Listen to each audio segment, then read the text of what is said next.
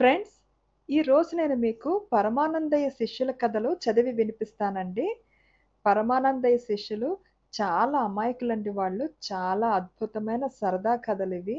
నేను ఈ కథలు చదువుతూ చాలా సేపు నవ్వుకున్నానండి. నవ్వు ఆపుకుని కథలు చదవాల్సొచ్చింది. అంత సరదాగా ఉంటాయండి కథలు. తప్పకుండా వినండి. పరమానందయ్య శిష్యుల కథలు. శిష్యుల పూర్వ వృత్తాంతం. పూర్వం అరుణ మహర్షి దగ్గర 13 శిష్యులుండేవారు. వారు చాలా మంచివారు. వాళ్ళెప్పుడూ అబద్ధమాడరు. ఇతరులకు అపకారం చెయ్యరు. దొంగతనం చెయ్యరు. జీవులను హింసించరు. నమ్మిన వారిని మోసగించరు. కొండెములు చెప్పరు. పరస్త్రీలను కామించరు. నిజానికి అసలు స్త్రీలంటే ఎలా ఉంటారో వారికి తెలియదు. పొద్దస్తమానం వారికి వారి పని ఏమిటో, గురువుగారు చెప్పిన పాఠాలేమిటో అవి తప్ప ఇతర ప్రపంచమే తెలియదు. ఒకనాడు దేవకన్యలు భూలోకానికి విహారార్థం వచ్చి ఒక జలాశయంలో స్నానాలు చేస్తున్నారు. అక్కడికి వచ్చిన ఈ 13 శిష్యులు వారిని వింతగా కళ్ళప్పగించి చూస్తూ నిలబడ్డారు. వీళ్ల ప్రవర్తనకు కోపపడి ఆ దేవకన్యలు వీళ్లను మీరు బుద్ధిహీనులై పొండని శపించారు. అప్పుడు అక్కడికి వచ్చిన అరుణ మహర్షి తన శిష్యుల అమాయకత్వాన్ని తెలియపరిచి శాప విముక్తి పొందే విధానాన్ని అడిగారు. శంకరుని దయ వల్ల శాప విముక్తి కలుగుతుంది అని చెప్పి దేవకన్యలు అదృశ్యమయ్యారు. అంతట శిష్యులు అరుణ మహర్షి ఆశీర్వాదాలు పొంది దేశ సంచారం చేస్తూ పరమానందయ్య గారి వద్ద శిష్యులుగా చేరారు. అమాయకులైన వారి గురువు పరమానందయ్య గారు కూడా ఓ పిచ్చిమారాజు. ఆయనకు ఏనాడు కోపం రాదు, పగ తెలియదు. అంత సహనం, ఆదరణ, దయ ఇంకెవరిలోనూ కనిపించవు. శిష్యులందరికీ గురువుగారంటే మితిమీరిన భక్తి. ఆయన ఏ పని చెప్పినా 13 కలిసి వెంటనే చేయవలసిందే. తాటి దూలానికి సూదిని గుచ్చి మోసుకుపోవడం. ఒకసారి గురువుగారి కాలికి ముళ్ళు గుచ్చుకున్నది.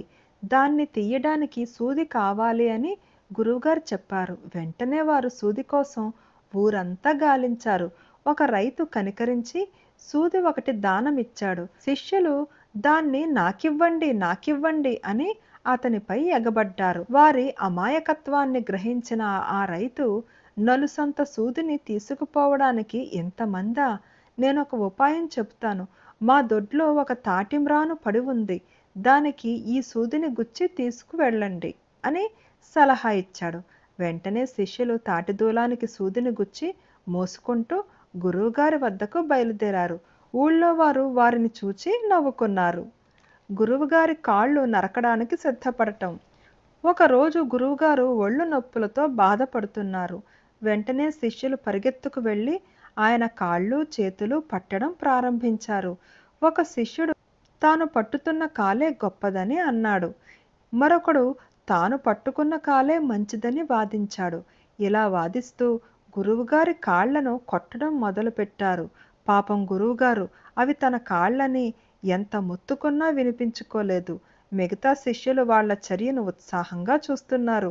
నీ కాలు నరికేస్తానంటే నీ కాలు నరికేస్తానని కత్తులు తెచ్చి గురువుగారి కాళ్ళు నరకడానికి సిద్ధపడ్డారు.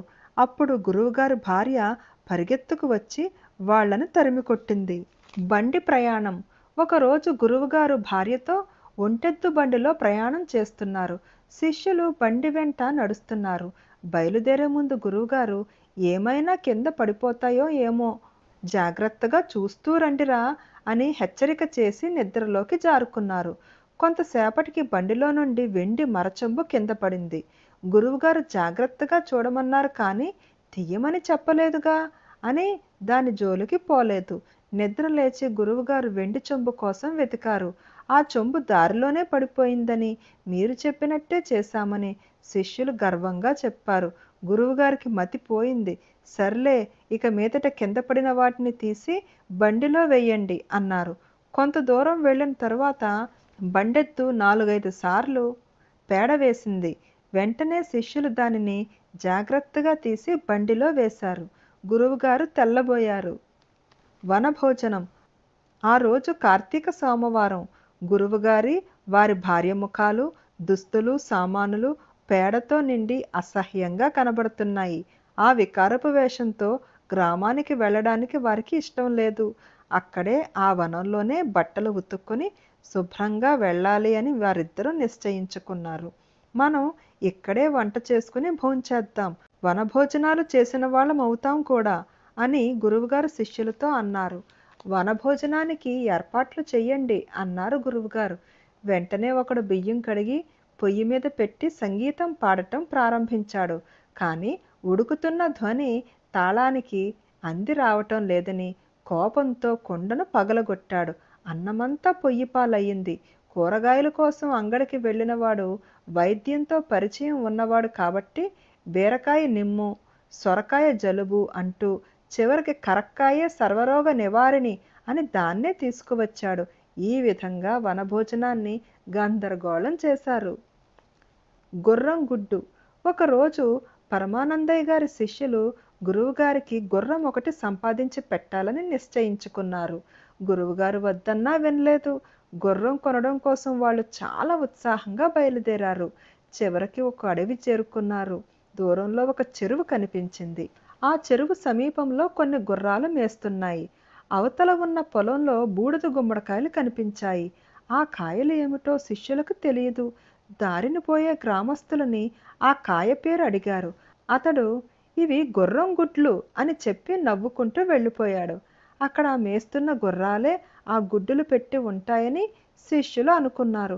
గుర్రాన్ని కొనడం కంటే గుర్రం గుడ్డు కొంటే ఖర్చు తగ్గుతుందని వారికి అనిపించింది. వెంటనే ఆ కాపలా కాస్తున్న పిల్లవాడిని ఆ గుర్రం గుడ్ల ఖరీదెంత అని అడిగారు. ఆ కొంటి పిల్లవాడు ఇతరులకైతే 30 రూపాయలు, మీరు పరమానందయ్య గారి శిష్యులు కనుక మీకు 20 రూపాయలకే ఇస్తాం అన్నాడు. గుడ్డును పొదగ పెడితే గుర్రం కాదా అనుకుని ఒక పెద్ద గుమ్మడికాయను కొన్నారు. ఒక శిష్యుడు ఆ కాయను తలపై పెట్టుకున్నాడు. మిగతా వారు దానిపై చేయి పెట్టి నడుస్తున్నారు. నెత్తిన కాయ పట్టుకొని నడుస్తున్న శిష్యునికి ఒక బండరాయి తగిలి బోర్ల పడ్డాడు. కాయ పగిలి బద్దలైంది. ఆ చప్పుడుకు దగ్గరలో పొదలో ఉన్న కుందేలు బెదిరిపోయి పరిగెత్తింది. ఆ కుందేలే గుర్రం పిల్ల అనుకుని శిష్యులు దాని వెంట పడ్డారు. కానీ కుందేలు వాయువేగంతో మాయమైంది. గురువుగారికి గుర్రం. శిష్యులు ఉసూరుమంటూ ఒక చోట కూర్చుండిపోయారు. గుర్రం లేకుండా గురువుగారికి ముఖమెలా చూపించాలా అని విచారిస్తున్నారు. కొంత దూరంలో ఒక నీటి మడుగు కనిపించింది. దాని ప్రక్కన ఎత్తైన దిమ్మ మీద రంగులతో తయారు చేసిన గుర్రపు బొమ్మ ఒకటి ఉంది. దాని నీడ ఆ మడుగులో పడుతోంది. శిష్యులు ఆ బొమ్మను చూడలేదు. నీటిలో ఉన్న గుర్రాన్ని చూచి దాన్ని పట్టుకోవాలని అందరూ అక్కడికి పరిగెత్తుకు వెళ్లారు. ఆ గుర్రాన్ని పట్టుకోవడానికి గాలం వెయ్యాలి అనుకున్నారు. వెంటనే జందెముల కట్ట తీసి ఒకదానికొకటి ముడివేసి చివర ఒక పేముకర్ర కట్టి రెండవ చివర ఆవకాయ పచ్చడి ముక్కల్ని కట్టి నీటిలో విసిరి గట్టున కాచుకుని కూర్చున్నారు. నీటిలో ఉన్న చేపలు ఆవకాయ ముక్కల్ని పట్టుకోగానే దారం నీటిలో మునిగి ఏ చెట్టు దుబ్బుకో తగులుకుంది. అది చూచిన శిష్యులు గుర్రం గాలానికి చిక్కిందని అందరూ కలిసి లాగడం మొదలుపెట్టారు. కొంతసేపటికి ఆ దారం తెగి అందరూ ఒకళ్ళ మీద ఒకళ్ళు పడ్డారు. ఆ గందరగోళంతో నీరు చెదిరిపోయింది. గుర్రపు నీడ కూడా కనిపించలేదు. గుర్రం నీటిలో మాయమైపోయింది అని అనుకుని 10 మంది సహాయం కోరడానికి గ్రామంలోకి వెళ్లారు. ఊరి వాళ్ళు ఆ శిష్యులకు గుర్రపు బొమ్మ నీడ గురించి వివరించి వాస్తవాన్ని ఎరిగించారు. అయితే శిష్యులు తమకు ఒక గుర్రం కావాలని మొండికేశారు. ఒక రైతు జాలిపడి తన దగ్గర ఉన్న ఒక కుంటి గుర్రాన్ని ఉచితంగా ఇచ్చాడు. గురువుగారు శిష్యుల ఘనకార్యానికి ఉప్పొంగిపోయారు. ఆ గుర్రం మీద గురువుగారిని కూర్చోబెట్టి ఊరేగించాలనుకున్నారు. గురువుగారు కొంచెం జంకుతో ఒప్పుకున్నారు. గుర్రం మీద గురువుగారు కూర్చున్నారు. శిష్యులు ఆనందంగా గురువుగారికి పూలదండలు వేశారు. కానీ ఆ దండలలో దురద చెట్టు ఆకులు కూడా కలిసిపోయాయి. శిష్యులు పెద్దగా తప్పెటలు వాయించడం ప్రారంభించారు. కళ్ళెం పట్టుకున్న గురువుగారికి ఒళ్ళంతా దురద పుట్టింది. కళ్ళాన్ని వదిలేసి ఒళ్ళు గోక్కోవడం మొదలుపెట్టారు. అంతకుముందు బండి లాగడం కానీ బరువులు మోయడం కానీ ఎరుగని ఆ కుంటి గుర్రం వాళ్ళ తప్పెట్ల తాళాలకు బెదిరిపోయి తప్పించుకోవాలని చివాలున ఎగిరింది. గురువుగారు పల్టీ కొట్టి నేల మీద పడ్డారు. శిష్యులు బెదిరిపోయి పారిపోయారు. కొంతసేపటికి వాళ్ళు తిరిగి వచ్చి గురువుగారిని పరామర్శించారు. పాపం గురువుగారి నడుము బెణికింది. నోటిలో ఒక పన్ను కూడా కనిపించలేదు. గుర్రం తెచ్చిన తంట. పరమానందయ్య గారు నడుము నొప్పితో బాధపడుతూ ప్రయాణం సాగిద్దామా, వెనుకకు వెళ్ళిపోదామా అని ఆలోచిస్తూ ఉండగా శిష్యులు గుర్రాన్ని తీసుకువచ్చి ఆయన ముందు నిలబెట్టి, గురువుగారు, ఈసారి మేము జాగ్రత్తగా గమనిస్తూ గుర్రాన్ని నడిపిస్తాం, మీరు భయపడకండి అని చెప్పారు. శిష్యుల మాటలు గురువుగారికి కొండంత ధైర్యాన్నిచ్చాయి. అలా ప్రయాణం సాగిస్తూ కొంత దూరం వెళ్ళిన తరువాత ఒక చెట్టు కింద ఆగారు. గుర్రాన్ని మేత కోసం వదిలేసి అక్కడే నిద్రపోయారు. ఆ గుర్రం దగ్గరలో ఉన్న చేనులో ప్రవేశించి మేయనారంభించింది. చేను యజమాని దానిని చూచి పరుగు పరుగున వచ్చి పట్టుకుని ఒక చెట్టుకు కట్టివేశాడు. కొంతసేపైన తరువాత గురు శిష్యులు నిద్ర నుండి మేల్కొన్నారు. తిరిగి ప్రయాణమయ్యారు. గుర్రం కనపడలేదు. శిష్యులు దాన్ని వెతికి తీసుకువస్తామని బయలుదేరుతుండగా గురువుగారు వద్దని వారించారు.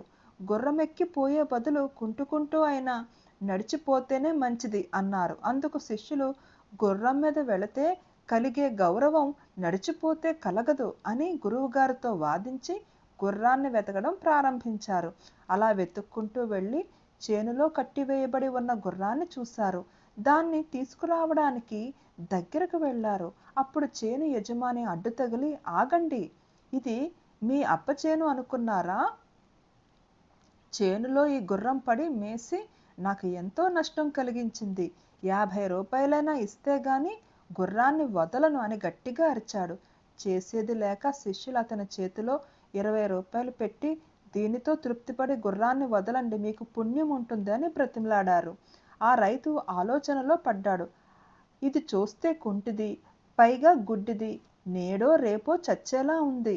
ఇటువంటి గుర్రాన్ని ఉంచుకుని లాభం లేదు అనుకుని, సరే మీ గుర్రాన్ని తీసుకుపోండి, పరమానందయ్య గారు శిష్యులు కదా అని విడిచిపెడుతున్నాను. ఈసారి గాని మా చేనులో పడిందంటే చచ్చినా విడువను అని గడుసుగా చెప్పి వాళ్ళను పంపించాడు. రైతు అలా అన్నందుకు శిష్యులు ఎంతో సంతోషించి అతని మంచితనాన్ని మెచ్చుకున్నారు. ఫ్రెండ్స్, పరమానందయ్య శిష్యుల కథలో కొన్ని చదివానండి. మిగతా కథల కోసం తరువాయి భాగాలు తప్పకుండా వినండి. Thank you.